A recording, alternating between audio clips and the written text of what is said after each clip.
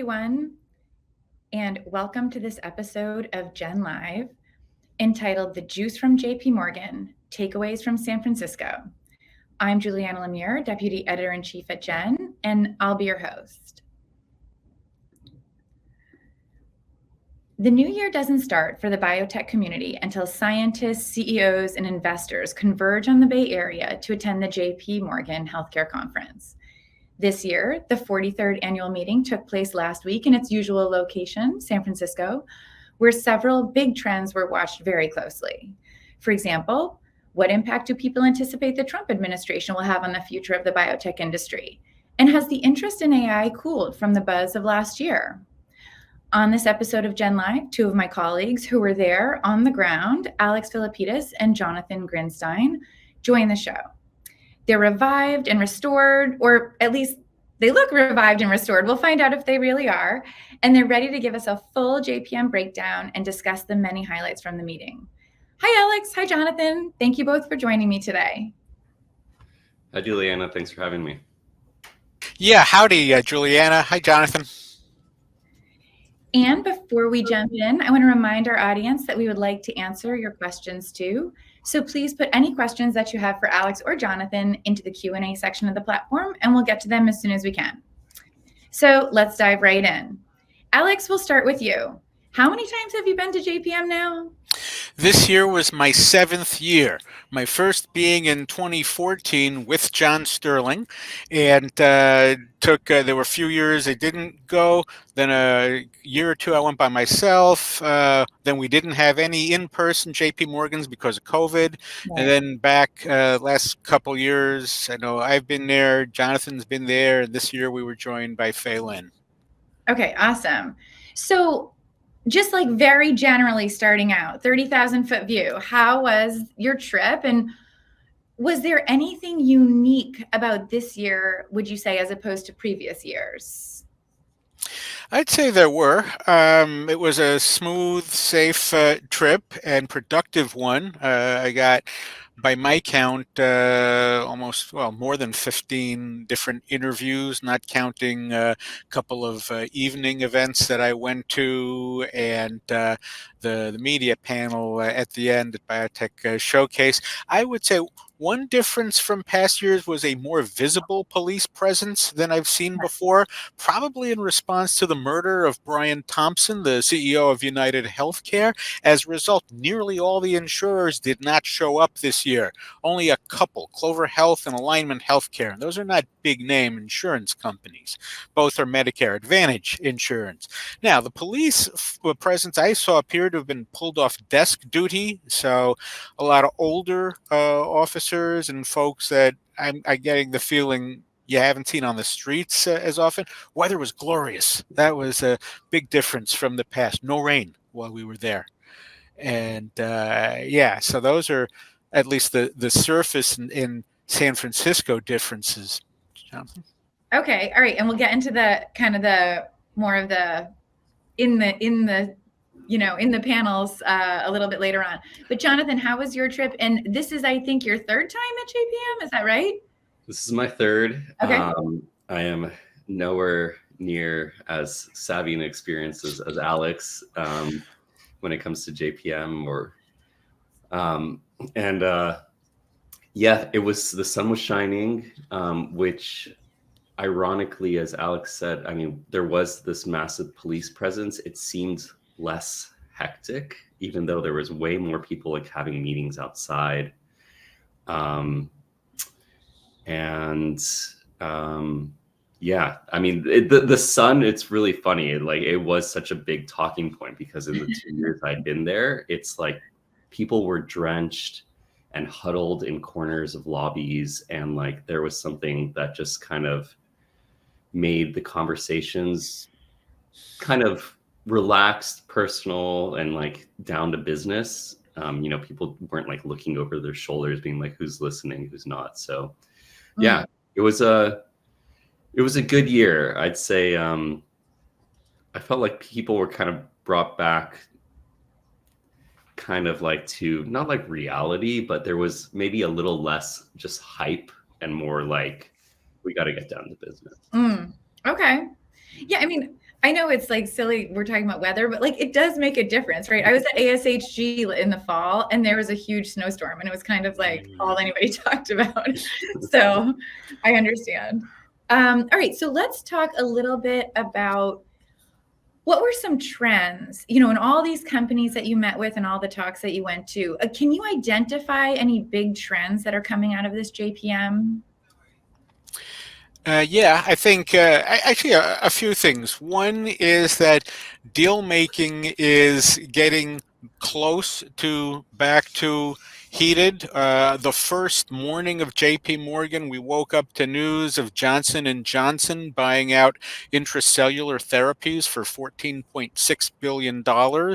And that it led a parade of a few deals that were announced most on the first day. For example, GSK agreed to acquire IDRX for up to $1.15 billion, and Lilly agreed to acquire Scorpion Therapeutics' mutant selective PI3K alpha inhibitor program for up to $2.5 billion. So we're not quite at the point of blockbuster M&A, like what is it in 2019? BMS, Bristol Myers Squibb, agreed to acquire Celgene for $74 billion, and that was a big topic of discussion that year.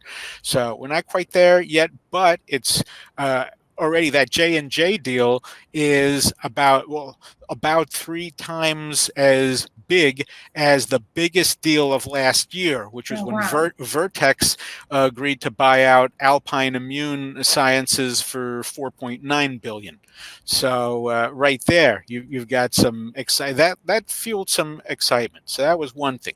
Second, there is no decline, if anything, more intense interest in AI and how to weave it into what biopharmas and drug developers and discoverers do. Give you, I don't know. Well, if we're talking about this later, I can. Yeah, no, those are great trends, and I just want to grab Jonathan's trends, and then we're going to go back to I think both of those, and certainly the AI conversation as well, and also the uptick. Because wait, sorry, Jonathan, before we jump over to you.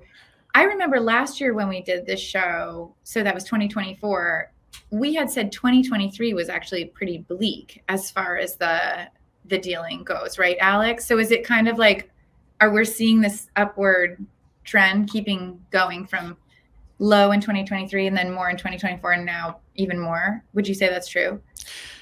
Yeah, although in the end, 2024, while there was an uptick in deals, the dollar values were low. Companies were cautious and so decided to focus more on what are called the bolt-on deals, where they'll add a company for a particular pipeline candidate, but bolt-ons are about $5 billion or less in value. And that's still the bulk of the M&A, mergers and acquisitions, going on now. There's some watching and waiting within the industry to see, will there really be smoother sailing than we've seen in recent past years for larger M&A in terms of maybe an easier time getting through the Federal Trade Commission?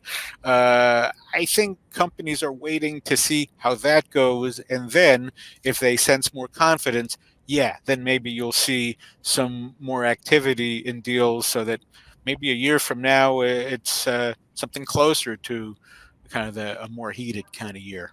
Okay. All right. Thanks, Alex. Jonathan, how about any big trends from your perspective?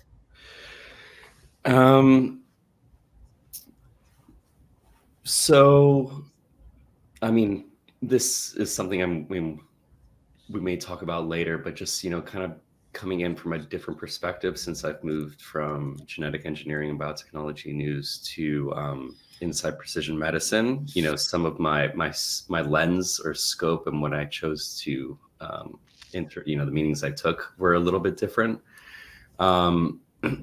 I do think on that note, though, even though I wasn't necessarily meeting with like precision medicine companies or like that's what they were built off of necessarily, there was a lot of focus on diagnostics that I had not seen before.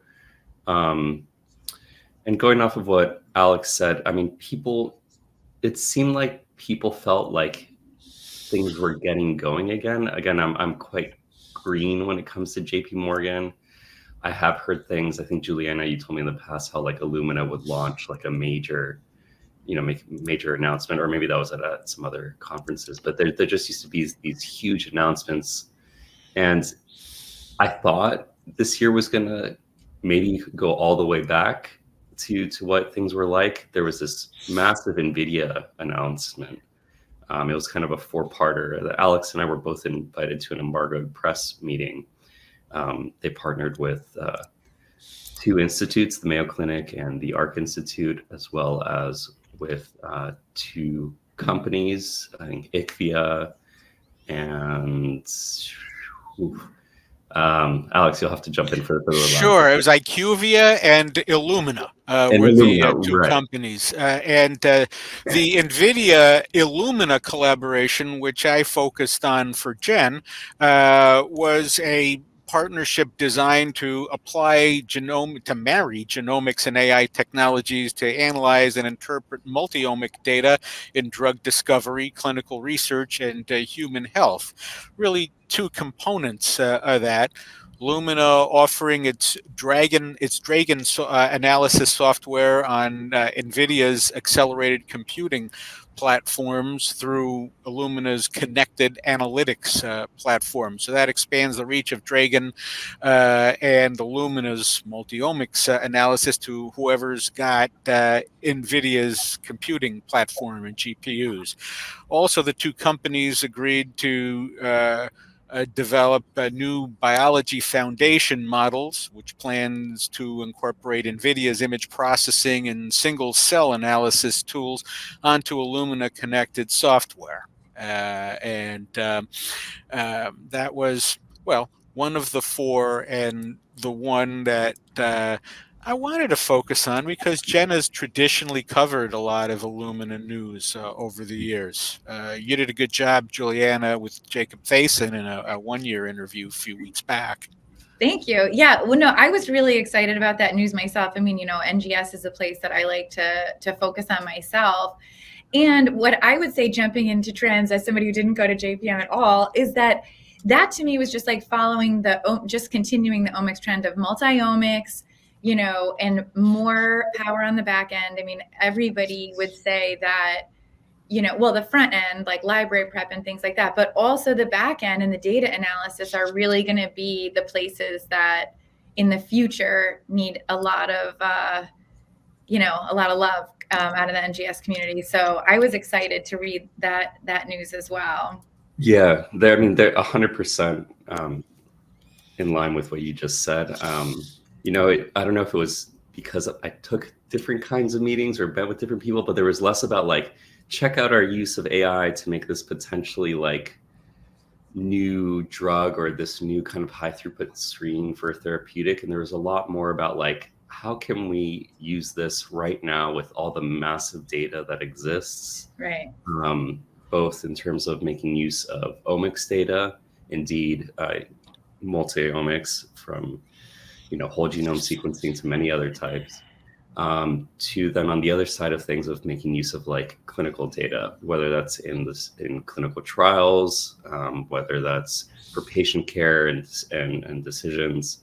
So there was a lot of like implementation of AI in those sectors. It may not be as like complex AI, but it was very like applicable.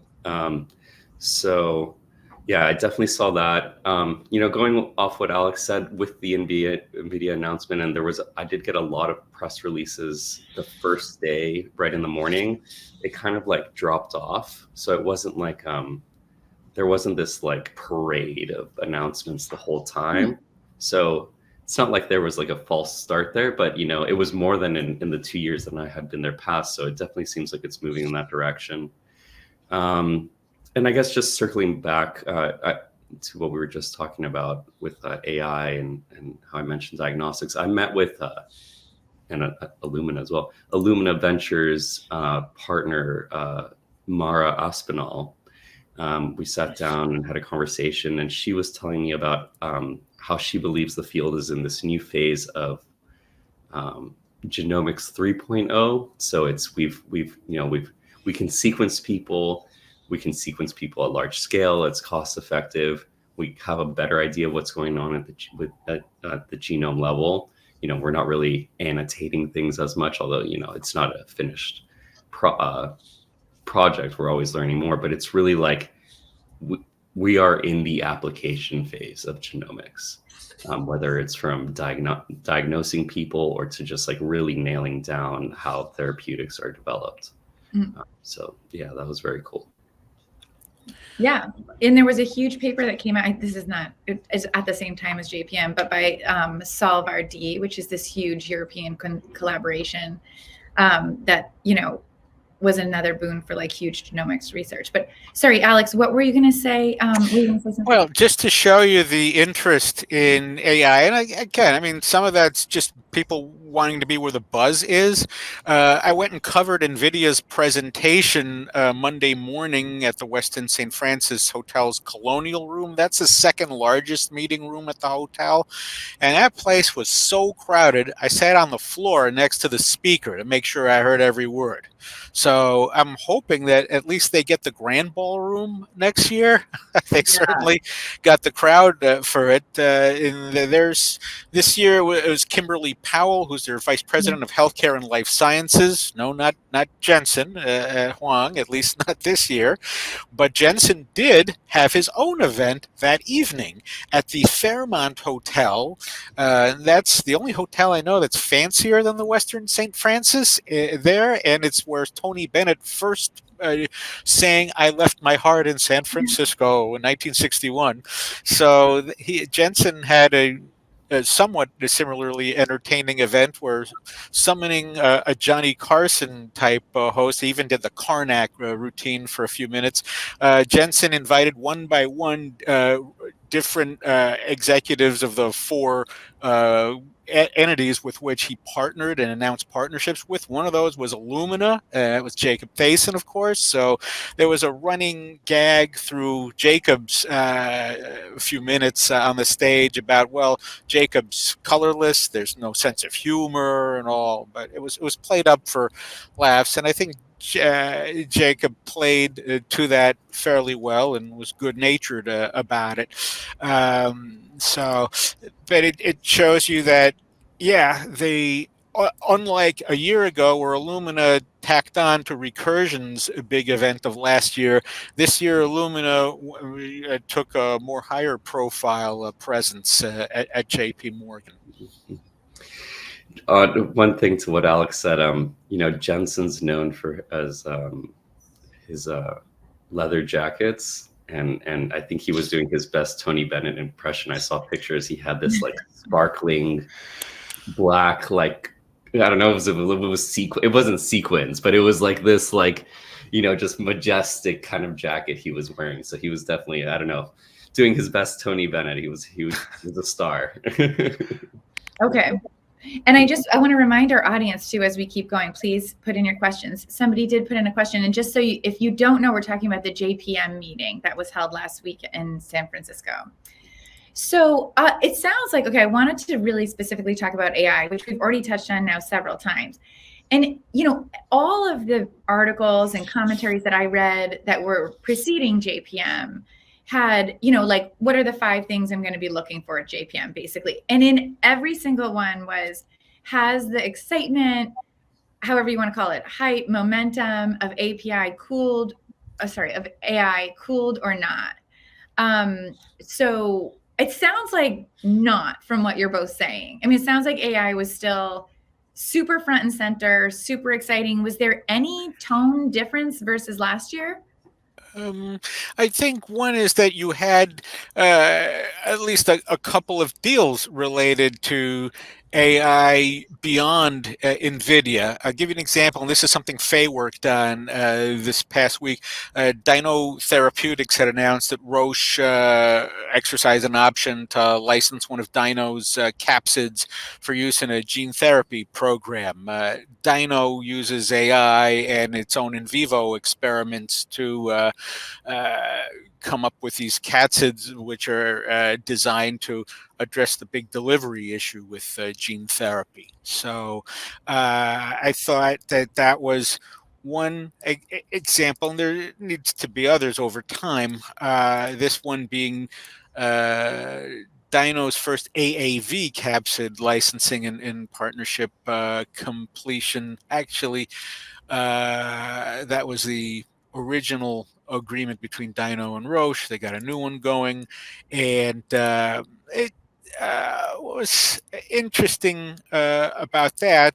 These are some stuff for Faye. Is that the Eric Kelsick, the CEO of Dino, was around and connected with us. They're saying that Eric Kelsick said they're prioritizing machine learning partnerships and mentioned that a year ago he started on a collaboration with NVIDIA. And while Dino is known as experts in delivery as an AAV platform, he's saying that their technologies are much more generalizable and can help other biopharma companies understand how they can make use of capabilities that Dino spent several years developing. I brought that up not only because it's uh, an example of something. What is it? Dino gets $7 million up front and possibly more than $220 million out of Roche from this. But it shows you that this is starting to spread to deal making with other companies as well. And if AI is going to really take hold, and there's signs that it is, it's going to have to be something that all sorts of companies apply and make collaborations based on. Yeah, Right. I I have to agree with Alex in terms of like the AI aspect not going away. What I'll say that I noticed was in last year I got like pitch after pitch after pitch and took meeting after meeting after meeting with companies using, generative AI, like really trying to search new ways of finding, like chemical combinations to create new therapeutics. And it was a lot of like this, for lack of a better term, like a fishing expedition. Um, I saw a lot more things that were highly applicable. One area, and this is something that we focus on at Inside Precision Medicine, does come back to like the decision-making process for treating patients. I met with this one company called H1. They actually did acquire a company called Ribbon Health during JPM. So this was some smaller M&A. And this was kind of remarkable. It's the co-founder I met with was telling me, like, isn't it amazing that you can go like to any city, and if you have an accident, like you won't know what doctor to go to. Like, I mean, you can kind of search and you can maybe like find something, maybe like, oh, this one has like a 5-star rating on, I don't know, some random website, but there isn't a lot of information. They basically have this like app or platform where you can like just pick any doctor at like almost anywhere if they have like a lot of information available. And I think they have like over 1 million doctors in their database, and they can help patients. But I mean, it isn't from the patient perspective. They can help connect doctors to patients and to find like specialists. And so like there's a lot of like sifting of information that isn't necessarily just like, in this case, like not chemical structures. Another thing that I saw was like the implementation of large language models, also not in therapeutics, but like in terms of having interactive chatbots with certain platforms, which, I often think of just like ChatGPT as this thing is like the one thing that comes to mind. I can ask questions and kind of play with, but we're really talking about now people interacting with a platform to be like, what do I need to do to treat this person, or what are my options? And that's kind of a remarkable step into like some futuristic healthcare stuff.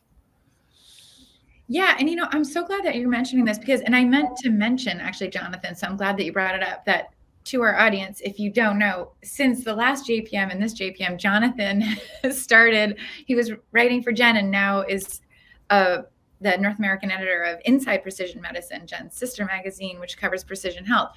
So it sounds like, you're kind of already answering my question, Jonathan, but it sounds like you really took a precision medicine lens to San Francisco. And it sounds like you're really, these are really interesting and different things that you're talking about as far as what's going on there. So like, how was it for you kind of wearing a little, just like a slightly different hat at the meeting? Yeah. I will say one thing. I had this like total Jen guilty pleasure that I could not pass up on. And I met with a company called Peritus, and they are a company, and I met with their CEO, Teresa Haya. They study bats to find new therapeutics on specifically longevity and metabolism and diabetes. There's all these amazing features that bats have. Yes. Yeah. That I had no idea about. I learned all about bats. It was a great meeting. So that was just, I couldn't pass this up. That's just like a bread and butter, really cool Jen's type of stuff. But yeah, going to the IPM side in some ways, like, yeah, I just happened. I was focused on taking more meetings, but like I said, with like meeting with someone like Mara Aspinall of Illumina Ventures, like she was just thinking diagnostics. Like she said that easily a third of the investments that they make and the companies they work with deal with molecular diagnostics or sequencing type of analyses or creating tools. Like it's just an essential focus for them because they truly believe that all therapeutics will be rooted in precision medicine approach, so tied to a really precise molecular diagnosis. So there was quite a bit of that. And then I have also mentioned on the flip side, or not on the flip side, but the complete other end of the spectrum, there's some really interesting healthcare kinds of trends that I noticed. But, I think one place where Jen and Inside Precision Medicine overlap quite a bit is in the therapeutic space. And I had a couple really interesting meetings. There's always some interesting use of biology as tech. I met with a company called EG427, a smaller company out of Europe, and they use a non-replicative herpes simplex virus vector, and they've created a gene therapy platform that's helpful for transfecting and targeting neurons. And since they're non-replicative, they just like will hit. They don't get spread throughout the nervous system, so they can be used for these kind of localized treatments, which is kind of interesting. What was kind of interesting, I thought. And then on another kind of therapeutic angle was I met with Brad Ringeisen, who's the executive director of the Innovative Genomics Institute. Brad's a fascinating guy. He used to work at DARPA. He is, one of these highly intelligent, highly organized leaders who can, very well suited to lead an organization like the Innovative Genomics Institute, which Juliana, I'm sure you can speak to. Founded in part by Jennifer Doudna to kind of revolutionize therapeutics with CRISPR. And, he was definitely of the mindset of like, how do we get these therapeutics to people? Like we understand the technology, how to apply it, but it's like, how do we actually make this work? In particular, they are quite interested at the rare diseases, even N of 1 level. Mm-hmm. So they tell me that they're working with companies like Danaher and as well as with the FDA to figure out how to expedite the approval of such focused treatments that may only be applicable to a handful of patients. Mm-hmm. So one quick note on that conversation was that they're working on creating these kind of like basket trials in which almost everything in the CRISPR is the same, or the therapeutic, especially the cell type being targeted, but they may just switch out the guide RNA for there to be a slight genetic a difference in a genetic target. And that way, by having this like kind of batched clinical trials, like all the ones that are targeting, let's say like long-term hematopoietic stem cells or something like that, they can really expedite this forward and be able to treat people with rare disease. So I thought that was really, really cool. Yeah, I've heard of that before, having more of like a platform approach, and so that the regulation can remain the same. In fact, I was just we have our State of Cell and Gene Therapy coming up, the summit, and I was just talking to Federico Mengozzi about 5 challenges in gene therapy, and he was mentioning the exact same thing. And those are 2 people on the bleeding edge of novel gene therapy, technologies. So yeah, that is super interesting. So it sounds like, I was going to ask, and I think also because cell and gene therapy have been in my brain so much in the last couple of weeks, I mean, it sounds like you guys have talked about AAVs, genetic payloads. I mean, it sounds like gene therapy and cell therapy was probably pretty hot at the meeting. Would you say yes? Yeah, I think that's right. So there's definitely a lot of activity humming on the cell and gene therapy front. I give you an example. One of the companies that I reconnected with was a company I had interviewed about 3 years ago called Precigen. And since then, the new news, or actually as of late December, was that they had completed their rolling submission for a BLA, Biologics License Application, to the FDA for their lead candidate, PRGN 2012, and that is a gene therapy for adults with recurrent respiratory papillomatosis. That's a rare disease for which there isn't really anything around in terms of a treatment. So they're waiting to hear from the FDA whether the agency will accept their BLA for review, and if so, will they assign a PDUFA target date for action by the agency. So I mean, that's just an example. I mentioned Dino Therapeutics before, which Faye was at, and they have partnerships with Sarepta Therapeutics and Astellas. Both are focused on targeting muscle disease, and so there is, and I had companies that I'd interview, Gilead Therapeutics invited reporters, and about a dozen showed up for a media breakfast the Wednesday morning of JP Morgan, and they went through some updates on their cell therapies, both the company itself and with its Kite subsidiary.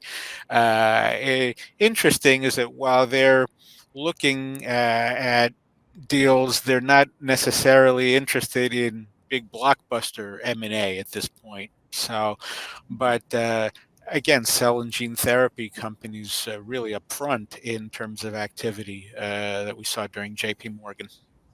Yeah, I agree with Alex. I will say that I think people were very conscious of how not a lot moved in terms of approvals in 2024. I think at the end of 2023 with Casgevy and Blueprints, or I guess, gene editing therapeutics getting approved, there was kind of this feeling, and I got this at other conferences in 2023, and then in the beginning in 2024 at JPM last year, it was just like everyone wanted to be in cell and gene therapy. Like I met with 5 companies working on like allogenic CAR Ts or NK cells, and it was just like there were so many iterations of things, and I feel like there's been a little bit of not triaging, but you know, it's kind of coalesced into some. I think some people have been maybe left by the wayside. Actually, had a closed shop in 2024. So that's for sure. I will have to just for a moment put in a name drop. Helen Sabsavari, who's the CEO of Precigen, fascinating woman. She's great. She was a guest on my podcast, Behind the Breakthroughs, which you guys can find on all my platforms. But I won't say anything more. Please check it out. But I think that, the one thing I did hear, and this goes back to IGI and Brad Ringeisen, was he was really excited about work like companies that work being done at companies like Tune Therapeutics, which is epigenome editing. I think there's a bit of a fear that epigenome editing may not like edge out gene editing directly to DNA, but you know, people are really excited about the increased kind of like control that you may have and reversibility of it. So there's definitely, I think, some people looking over their shoulders waiting for epigenome editing coming up. Well, actually, I was going to ask, since we were here in this space, we have 2 audience questions. So one, you just touched on, Jonathan. It's what progress in epigenomics has been made. And also they say RNA. And then we have actually a second question from the audience within the cell and gene therapy market. What has been the trend about RNA therapeutics? So I think you just hit the epigenomic one. I mean, you said it was exciting. Yeah, I will say, I mean, just one more thing is like, I have been hearing more people using 5-base sequencing in the clinical setting. So in terms of like looking at an additional methylation mark, or in this case, I mean, CPG islands, that's one thing that people are starting to add in terms of like a diagnostic approach. I didn't hear a lot more in terms of like therapeutics in terms of epigenome editing, a lot in multiomics, but interestingly, a lot of the multiomics things I heard about didn't really deal with epigenetics, though. It was more on the protein side of things. So protein expression, protein post-translational modifications. So not a ton from my experience on epigenomes. RNA therapeutics, I mean, I think there was definitely, I didn't have any very specific meetings, but I think that like the craze about just hitting everything with genome editing has died down, and people are really trying to match the right therapeutic modality, or when it comes to genetic medicines, to like the indication. Sometimes that's very tied to what the delivery technique can be. And so I think there's a lot more specialization going on, or less, like I said, of just like fishing and being like, oh yeah, we can do this too in this cell type, in this indication. It's like, okay, like what is actually going on here? What is the best way to target it? What's the best way to treat it?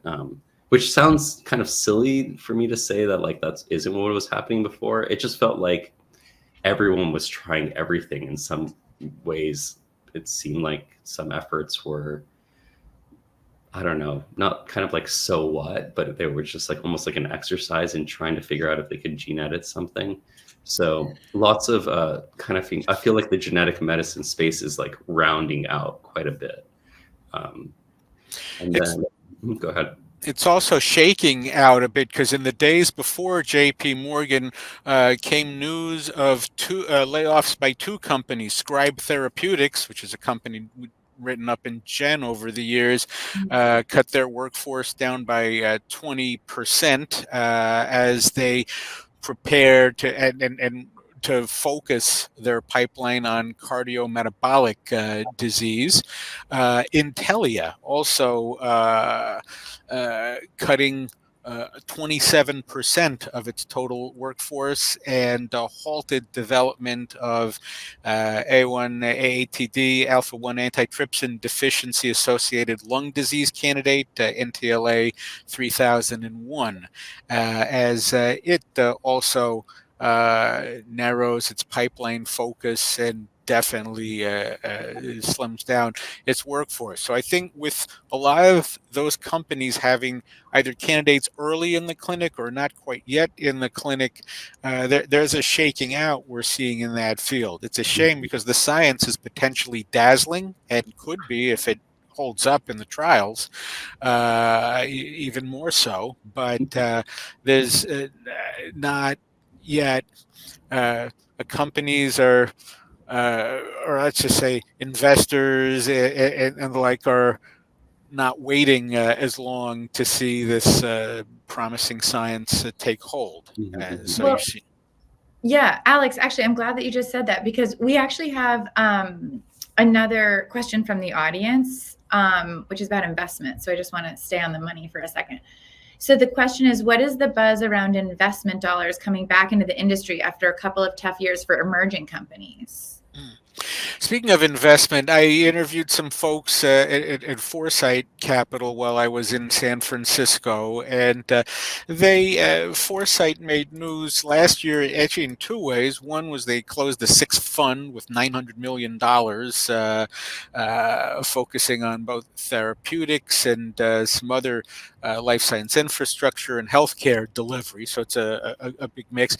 And the second was they were one of the key investors in Xaira Therapeutics, XAIRA, Xaira's $1 billion fundraise last April, which got a lot of attention within the industry. And so they argued, the Foresight folks did, that you're going to see larger financings, which isn't really the best of news for startups that don't need as much financing or are struggling to get that foothold in with the investors. But if you have companies either further along or they're in buzzy areas like some of the cell therapies and AI, yeah, they'll be able to tap into, again, larger amounts of money. And the justification from the Foresight folks is that they and investors in general don't want to see companies keep coming back to them every year and a half, 2 years.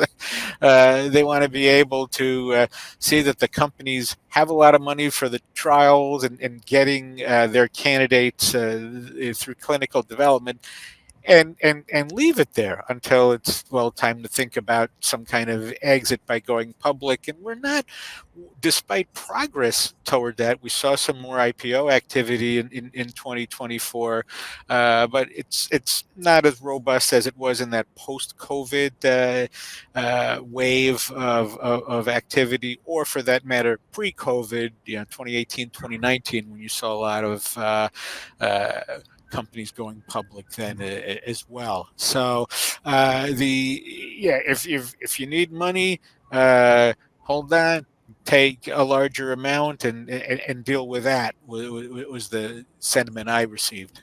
Yeah, and that's yeah. Go ahead. I did just want to jump in and say one thing. It all kind of combines everything that Alex said. When it does come to companies like in the gene editing field, and Alex, you mentioned Scribe and Intelia. So like Scribe is interesting because they, at the same time, they cut their workforce a little, but they also saw such incredible in vivo gene editing preclinical data in non-human primates that they're like have to hire an entire clinical team, which they did not have like any experience in. They were 100% focused on developing tech, and now are going like full on into the clinic. So, and in this case, we are seeing like a very, and Scribe's thing is kind of focusing on very safe technology. We see that advancing, whereas there's less investment, I think, in how I was kind of saying, just like throwing gene editing at everything. There's a lot more of like, what is your technology actually, and how good is your technology? How safe is it? Can you deliver it? I think there was kind of a moment there where people were just like doing exercises in like, well, if you were able to gene edit this, then you would be able to cure it. So like, let's make a company over it. And a lot of those companies, I think, fell by the wayside this past year. But the people who are working on some really good tech, although some companies also didn't make it, who had some interesting tech, like Tome Biosciences, that there was kind of more of a focus just on that. But yeah. Okay. So I want to also just switch a little bit and talk about where we are right now. So as everyone knows, the inauguration was yesterday and JPM was held last week. So I'm wondering if that was a big presence at the meeting, if it came into a lot of conversations, and what was the overall feeling about, the new administration and the impact that it may have on the biotech industry? It was a presence at the meeting.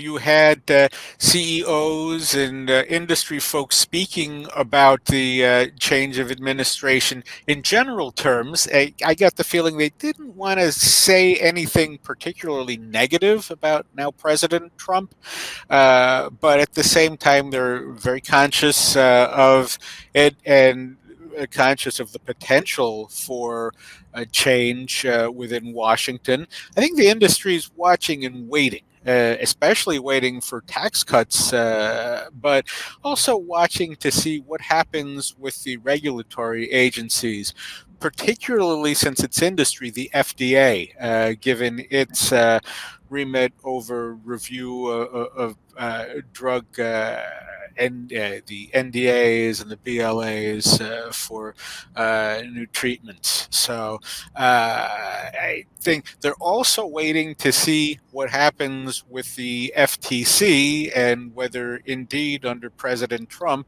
the Federal Trade Commission carries out a lighter hand, figuratively speaking, in reviewing merger and acquisition deals. There were some over the last 4 years that were scrutinized pretty well by the FTC, Amgen and Horizon Therapeutics, although the FTC ultimately let that go through. On the other hand, Illumina and Grail famously met with opposition from the FTC, as it did from European regulators as well. So M&A and the regulatory hand that may or may not result are something being watched and being looked at very closely in coming months. Okay.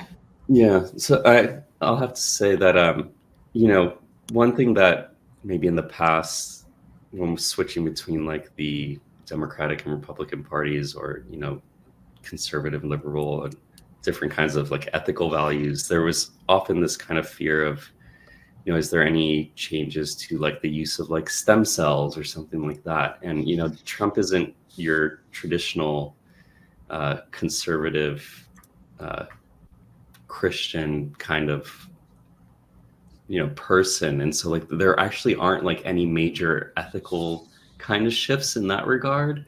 The thing I heard people talk about quite a bit, in addition to what Alex was talking about, was like, is there going to be a dismantling of the major institutions? On the one hand, like Trump goes back and forth between wanting to claim like Project Warp Speed, which was in some ways like, I think, one of the greatest endeavors of like all of biotechnology or ever in medicine. I don't know how many billions of doses have been given out of this one drug. It's so quickly, and and so there's been a lot of talk of there kind of maybe be what will happen to the NIH and stuff like that. But JP Morgan is very industry oriented, so there was just a little bit of talk about this stuff. But I think that the people with academic ties are a little bit more shaky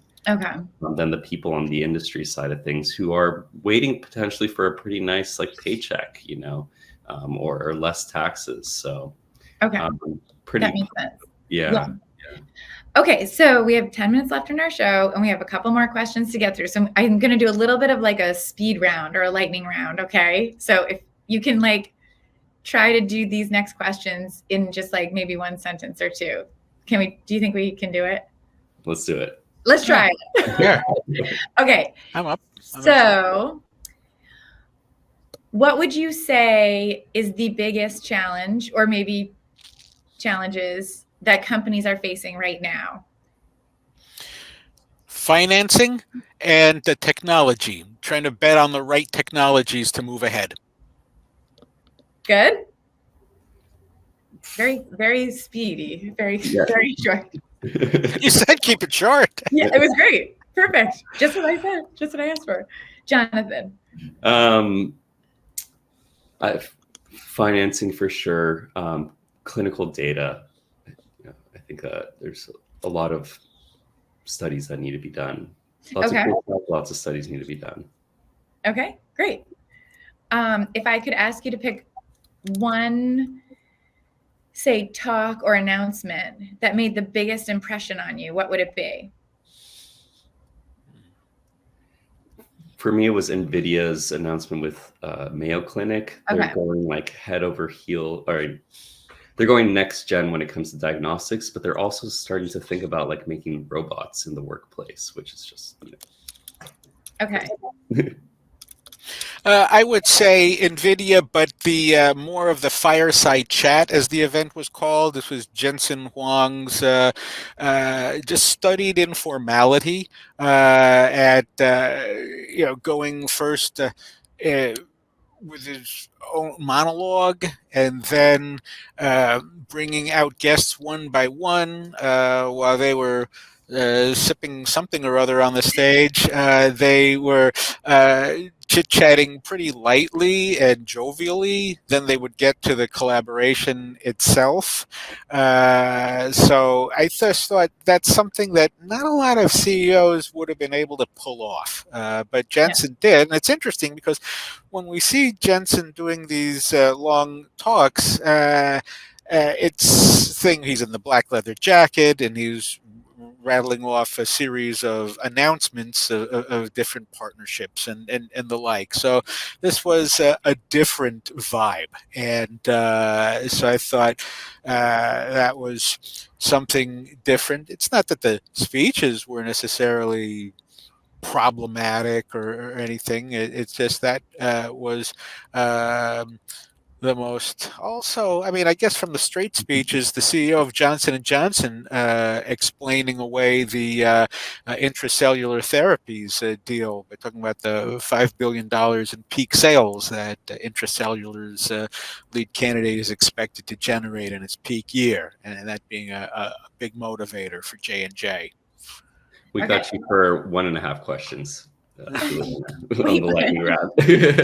Oh, wow. Okay. Next speed round question. Oh, was there something that you were expecting that you didn't see? So any notable absences this year? I did not hear a word about COVID in whatever capacity. I'll just leave that as that. Yeah. I don't know if the vaccine thing is there. So I don't know. Yeah. I don't know. I mean, I mentioned before the insurers who didn't show up, but also I expected maybe more of the bigger, at least one more bigger deal, and didn't see that. I thought after the first day we'd see maybe a second, but it wasn't to be. Okay. So thinking about the year ahead now that you're home, what's one thing that will impact or change kind of what you'll be paying attention to in the coming year? I'd be curious what Oxford Nanopore does. We had the chance, Jonathan and I, to sit with Gordon Sangera, their CEO, and while they've focused on native DNA and RNA sequencing, they definitely are looking to expand their visions into proteomics over time, and so that's going to take them a while, but if there's some milestone progress along that path this year, I'd be very interested in seeing that. I'd have to agree with Alex. I mean, from the conversation with Gordon from Oxford Nanopore, I also met with Elements, which I know you're a big fan of, Juliana. Well, I cover, yeah. You cover, correct. I met with co-founder and CTO Mike Previte, and I feel like there's kind of this renewed enthusiasm about sequencing. I think, and a lot of it has to do with like either like the multi-omics kind of approaches, and that helping provide more complex insights. That's one thing, and then like with one thing we spoke about with Oxford Nanopore was like they have a whole array of devices, including this like tiny little device that you can use for sequencing that you like plug into your computer. Yeah, the MinION. Yeah, it's like so. Yeah, and they also have an iPad you can plug it into now, so it's like super portable. Yeah, right. So I think like that like applicability of genomics is like really taking off, like in a serious way. Like we're transitioning from the like 23andMe, like, oh, what's my ancestry stuff, to I think we're gonna just see it everywhere. Well, yeah, and Alex, to your point, I've asked Gordon. They kind of mentioned proteomics sequencing. I want to say it was at London Calling, not last year. I want to say it was 2 London Callings ago, maybe. They ended with it, and then we didn't hear about it at last year's London Calling. That's their big annual meeting at ONT. And I met with Clive in the fall and asked him about it as well. And I mean, they're definitely working on it. As he says, and you said, Alex, like it's super hard to do it. It's not DNA. There's not 4 bases. There's 20 amino acids, and it's really hard to do. But every time that I talk to him, we do touch on it, and they're making progress. Okay, we only have a couple more minutes left, and I just want to say, so super speed round, but Alex, you were not just an attendee this year, you were on the stage in a panel talking about what is hot in biotech from a reporter's perspective. So can you give us seriously like a 1-minute recap of the panel? Sorry. I'll do my best. I joined reporter Callie Husick of Endpoints. Reporters from Stat. Yeah, Allison was there from Stat, and there were Ron Ludy of the San Francisco Business Times, Adam Bluestone from Fast Company, and a few things came up. One is that while AI is still what many of the panel considered hype, I think there is some at least more acceptance for the technology than there had been a year ago in there. There's also a lot of watching for deals and whether indeed we see more financing activity. That took up a lot of panel time as well. Okay, but it was fun. Yeah, definitely. I enjoy it because the audience is what makes it come alive. People come up to you afterward and they talk and they say, and they regen, and so that's really heartening. All right, good. Well, good for you. Biotech Showcase, yeah. And that is it. We're at the top of the hour. That brings us to the end of our session. This was fun. And thank you again, Alex and Jonathan, for joining me. Thanks, Juliana, for having us. Yeah, thank you, Juliana. And as always, a huge thank you to the Gen production team for making this episode run so smoothly. And please join me next month on Gen Live when we'll have another meeting roundup. We'll talk about a meeting. In a few weeks, I'm heading to AGBT in sunny Florida, and that is the genomics conference. Is the place to be. And so if you also enjoyed the genomics talk today, well, you'll love that because that's basically all we talk about. And also AGBT is celebrating its 25th anniversary this year. So on Friday, February 28th, I'll be joined by my friends, Jasmine Plummer, Charlie Johnson, and more to talk about spatial, NGS, single cell, proteomics. I think maybe I forgot one in there, but we'll break down all the news from the AGBT meeting. So with that, I'm Juliana Lemire. Thanks for joining us, and I'll see you next month on Gen Live.